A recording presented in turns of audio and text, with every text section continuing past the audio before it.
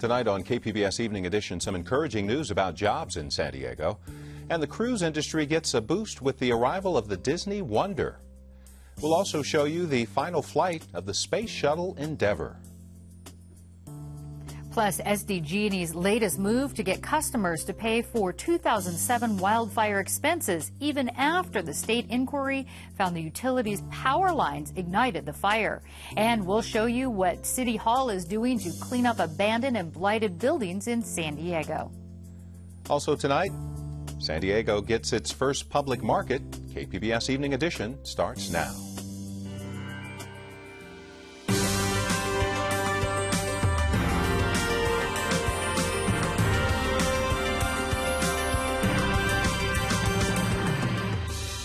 KPBS Evening Edition is made possible by Joan and Irwin Jacobs and by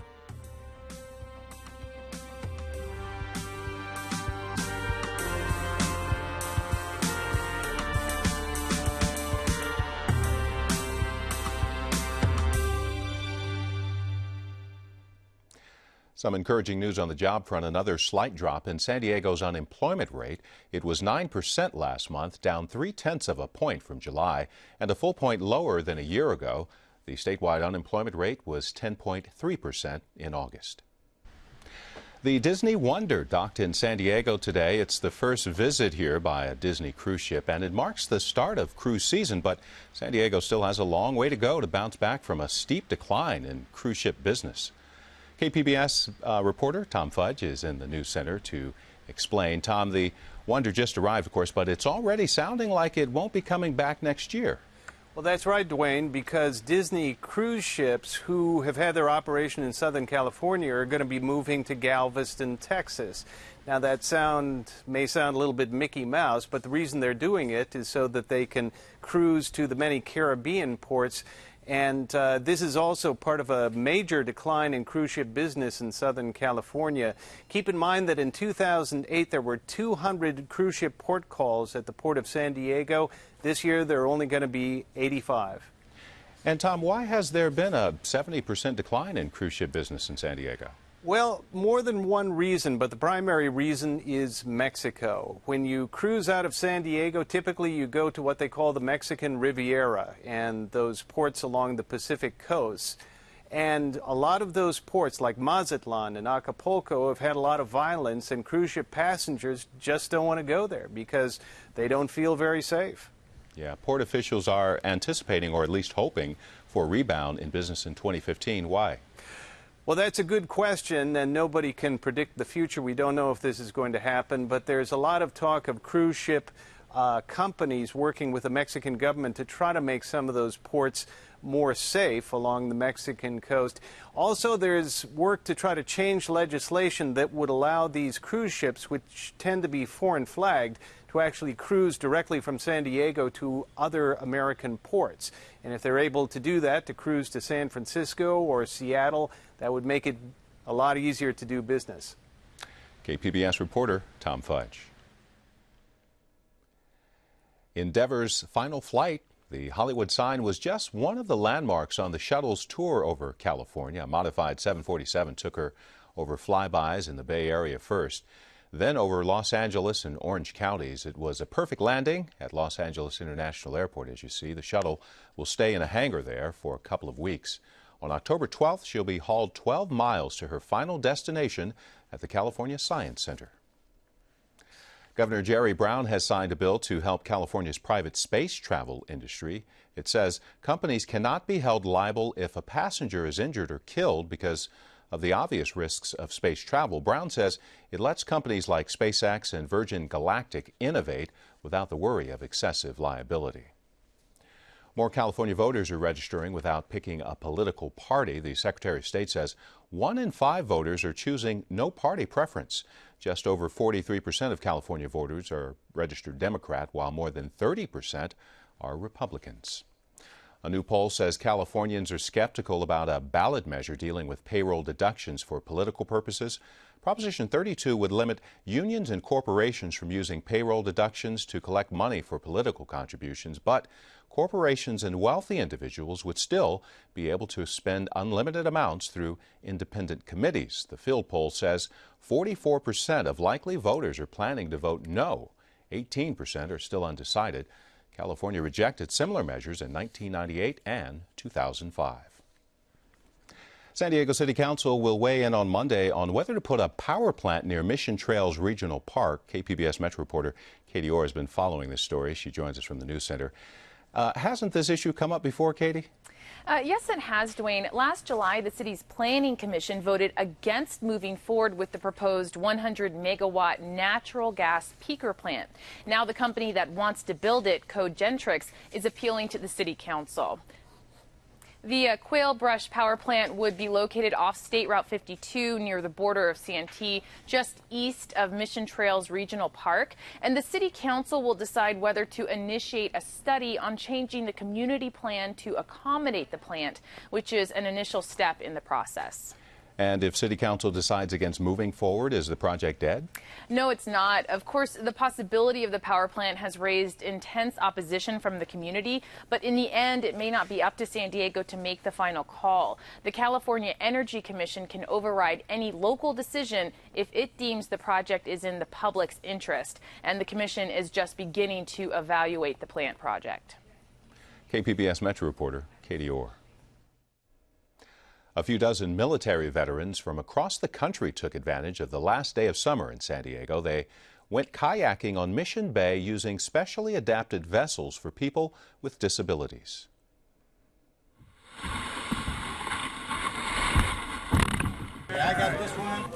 Forward a little bit. Most of these veterans are from the recent wars in Iraq and Afghanistan. I don't know how successful I'm going to be at this. They've come to San Diego for the annual one-week summer sports clinic put on by the Department of Veterans Affairs, or VA. I'm loving this. Their injuries are seen and unseen, from spinal cord and loss of limbs to traumatic brain injury and PTSD. Oh, this is great. Great weather, here with all the veterans. Can't ask for anything more. 24-year-old Corey C. loves the water and served 2 years in the Navy before his injury. I have kayaked before, but it was a long time ago, so this is all new, especially with the football, all these sports they got going on. It's really neat. Adapting to life as an amputee is also new for C. He lost part of his left leg when he was hit by a drunk driver while riding his motorcycle. But it only motivated him more. This is the greatest stuff ever. And that's what the VA hopes to do with these sports clinics. You know, they got us out here playing football in these kayaks. You forget that you even have a disability. Missing a leg, you just become one with everything else. Throwing that football around, it's awesome. I don't know why I can't catch this thing. Can you catch? From playing football on the water to sailing, surfing, even track and field, this is rehab for the mind, body, and soul. I got you now. Studies show disabled veterans who participate in adaptive sports have less stress, reduced dependency on pain and depression medication, and higher achievement in education and employment. Hey, we all have bumps in the road. It's what you do. You get back up. This mission redefined, it's probably been the best thing that's ever happened in my life. I don't know where I would be today if it wasn't for what's going on. All these other veterans, when they smile, just gives me chills, gives me goosebumps, makes me feel good. It's good stuff, man. There's a lot of healing power out here. How was it? Great.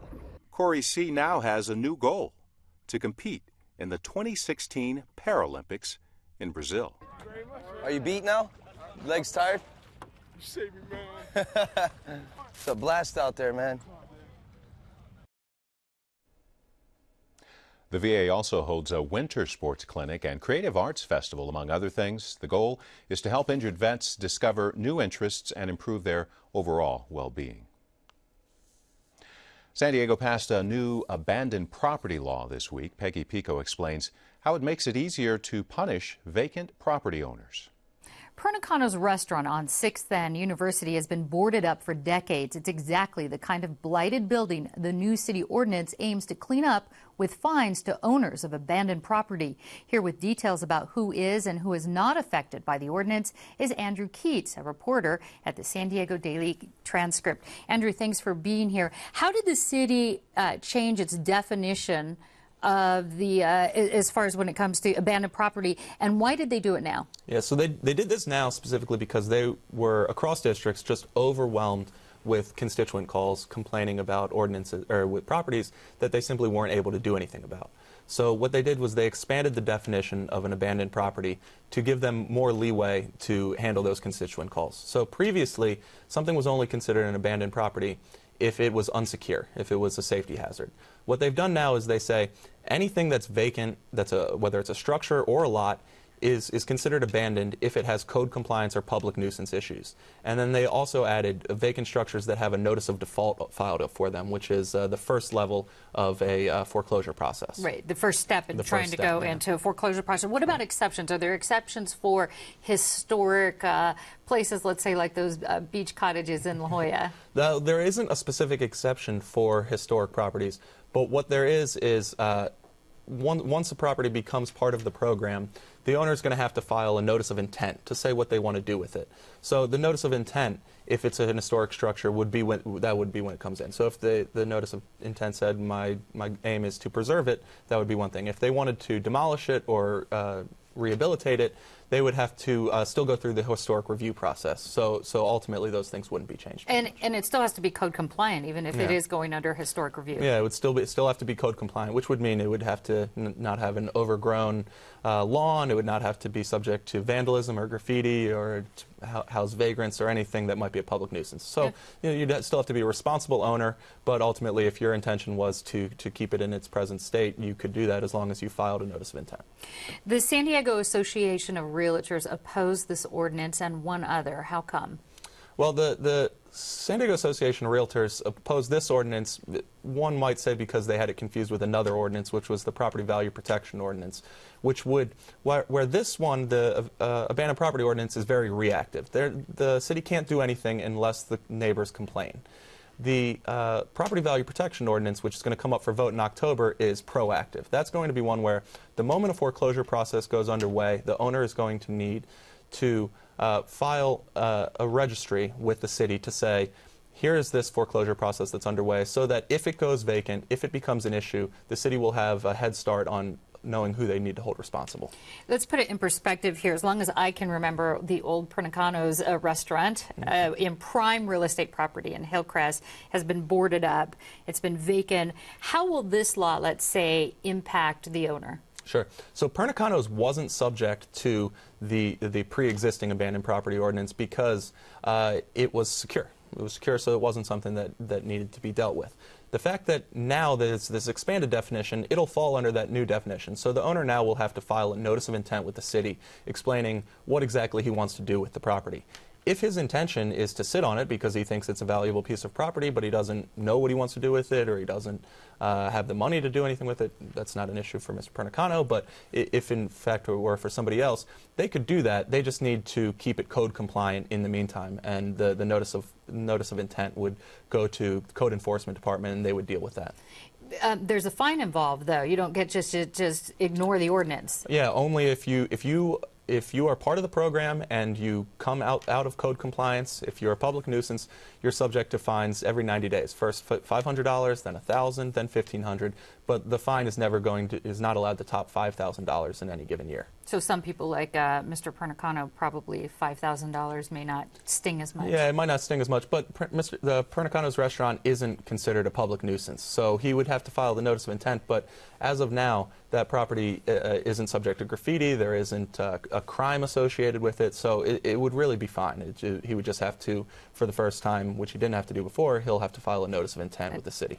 How will this be enforced? Or I imagine there's going to be code people driving around the city going, you're a bad building, you're a good building, but that's not the case. No, that's not the case. It's entirely reactive. So only when there are constituent complaints that there's an abandoned commercial building, an abandoned home, an abandoned lot that's causing some sort of concern with the city, then the city would have the opportunity to put code enforcement on that issue. So the expanded definition will mean that they need to have one more code compliance officer. So that's going to cost the city upwards of about $100,000. And not just for his salary, but for everything. For everything, for the resources associated with everything that he has to do. And he's expected, or he or she is expected to handle about 130 new complaints per year, given the expansion of the ordinance. Okay, we'll be following this. Andrew Keats with San Diego Daily Transcript. Thanks so much for being here. Thanks, Peggy.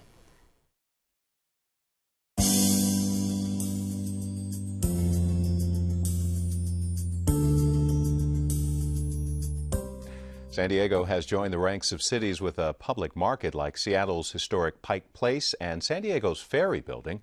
KPBS arts reporter Angela Carone gives us a look at the San Diego Public Market. Farmers and vendors, are you ready to get growing at the Sunday market? Yeah!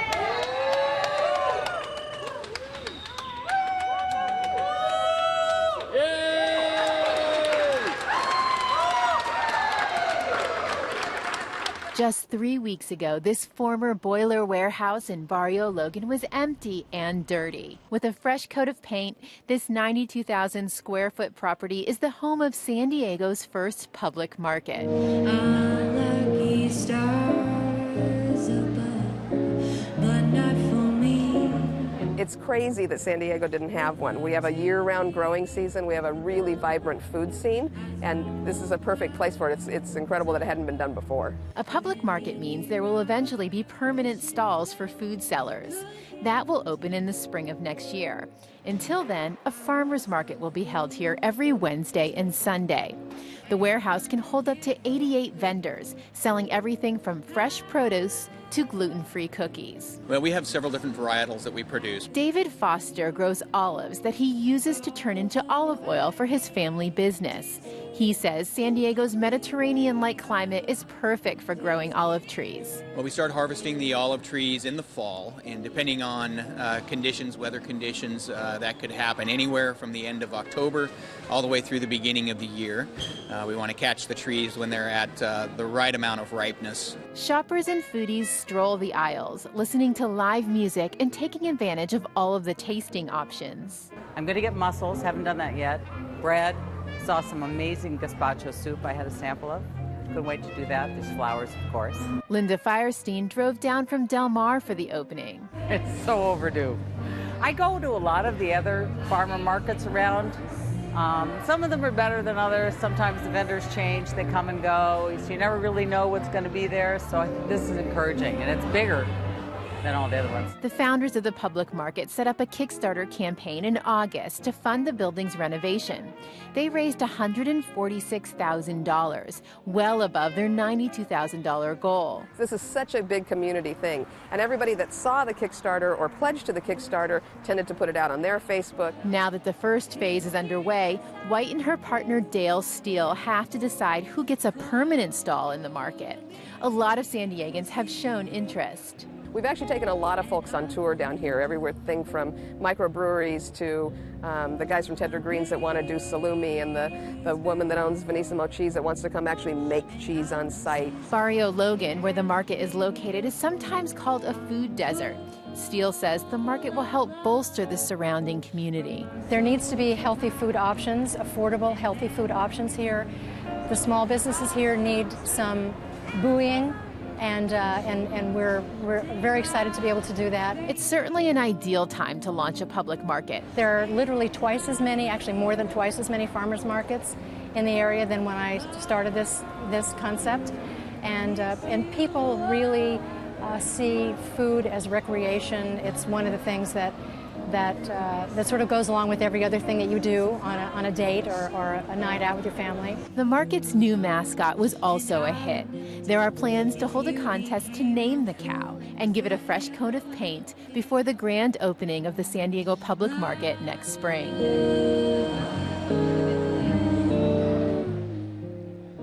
The San Diego Public Market is open Wednesday and Sunday from 9 until 2 in the afternoon. It's in Barrio Logan at 1735 National Avenue.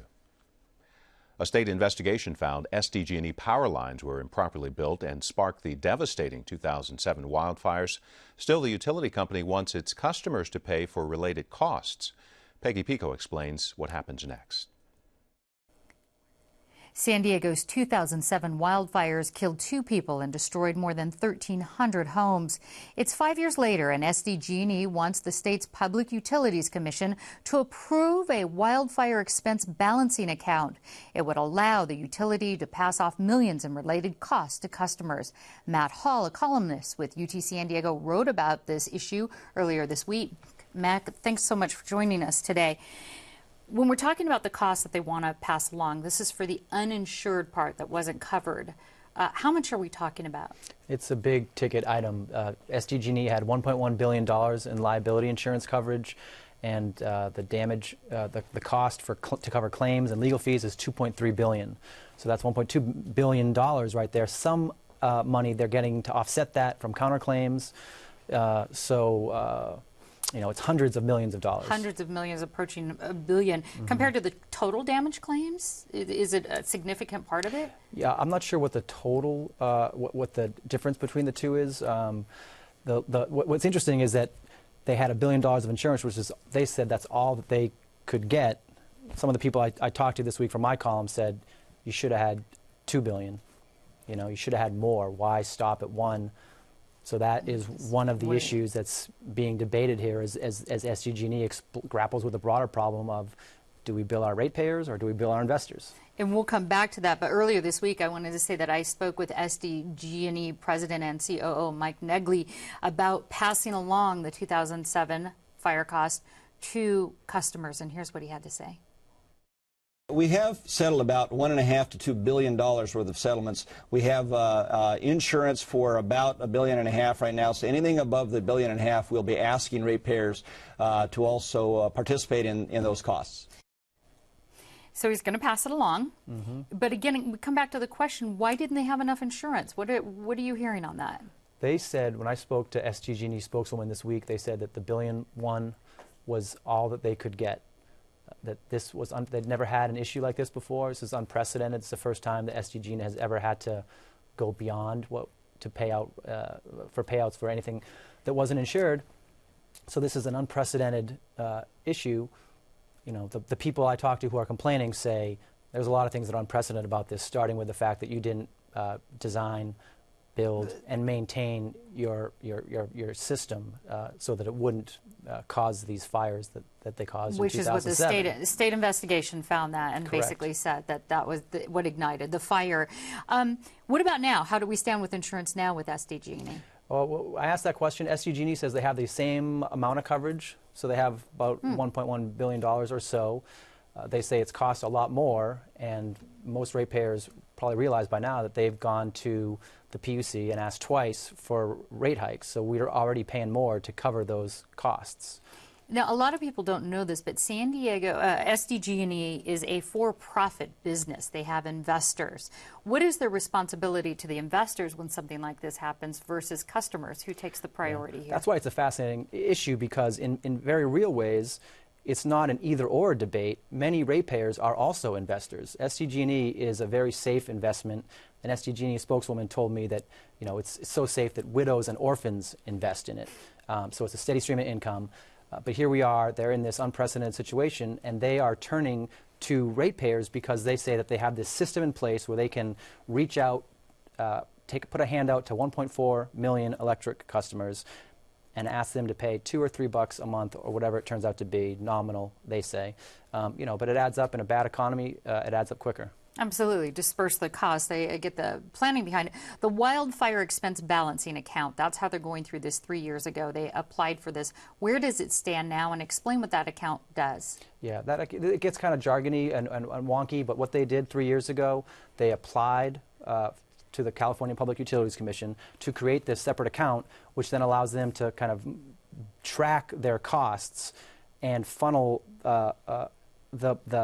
and ask ratepayers then to give a revenue stream that they can funnel into the account, and they can kind of break even on it that way.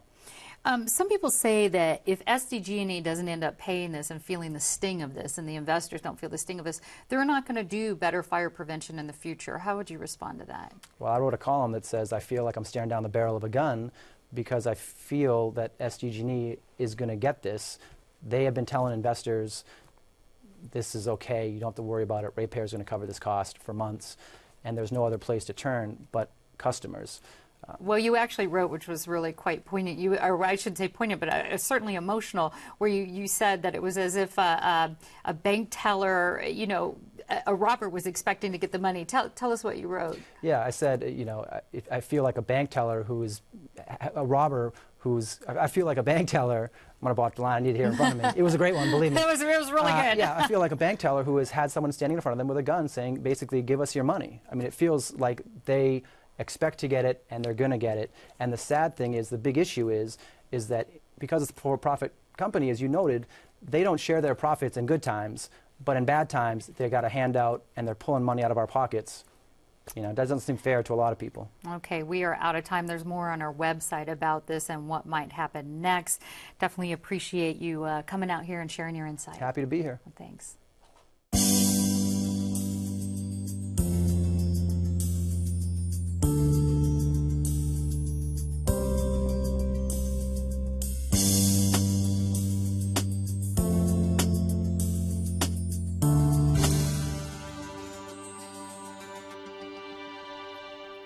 Tonight in our public square, we've been asking you to tell us in 6 words what makes it a great nation. Here are some of your responses. Work opportunities, family, balance, dignity, future, writes Sarah Kent.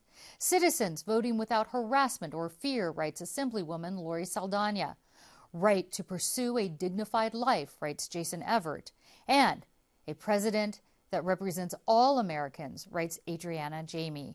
What are your 6 words for a great nation? You can tell us by going to kpbs.org/election. Then click on the logo that says Say It in 6. Tonight's stories are on our website, kpbs.org/evening edition. Thanks for joining us. You have a great weekend.